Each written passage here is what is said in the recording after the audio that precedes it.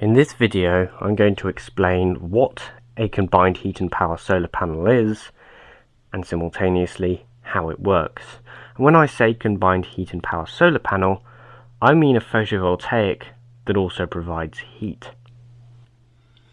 Photovoltaics are a dark colour. This is because a dark colour means they can absorb more sunlight, and the more sunlight a photovoltaic can absorb, the more electricity it can generate. But not 100% of that sunlight will be converted into electricity, and the sunlight that doesn't get converted into electricity will be converted into heat. This isn't great news for the solar panels, because the hotter a solar panel is, the less efficient it is. This is offset by the amount of additional sunlight the solar panel would be getting, so it's still a good idea to make them dark. But the fact that solar panels operate more efficiently at cold temperatures might mean it's worth adding a cooling system. This is an example of what a cooling system could look like. Because the solar panel has an aluminium frame, it means that the heat will be conducted through it nice and easily, so possibly running some form of liquid coolant across the back of the solar panel should be enough to heat it up. Now, the reason I've been so vague as to use the word use is because heat can be used for a variety of different things. It can be used as a preheater, so that the heater doesn't have to do as much work when heating the water for a hot shower, like a conventional thermal panel does. It can be used to generate a bit of extra electricity, and it can even be used to cool things down. It is possible, and I'll explain why later.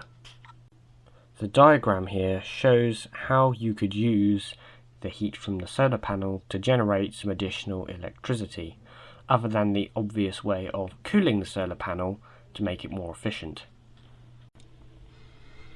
This isn't just useful because you're generating a little bit of extra electricity. No. The laws of thermodynamics are actually what is driving your little heat engine, or Stirling engine. Now, what's really useful here is that the heat is moving from the solar panel into the ground, meaning you are heating up an area underground, using the ground as an insulator to keep the heat there, meanwhile keeping the solar panel cool in the day. But then, overnight, the solar panel is going to cool down. So it is now colder than the ground, meaning there will now be a temperature difference working in reverse. This reverse temperature difference could be used like an energy storage, meaning the solar panel would be generating electricity overnight.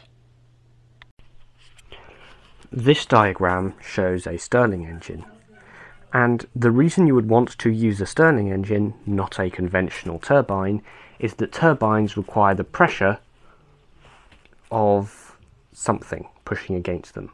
Maybe it's wind, maybe it's boiling water turning into steam.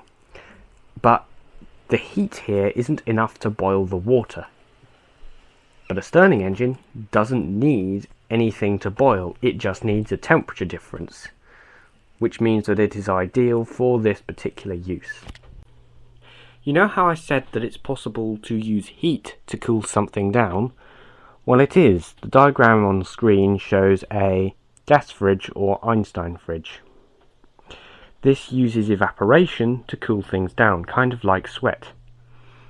It's sort of like a heat pump that runs without using any moving parts. All it uses is heat to run it.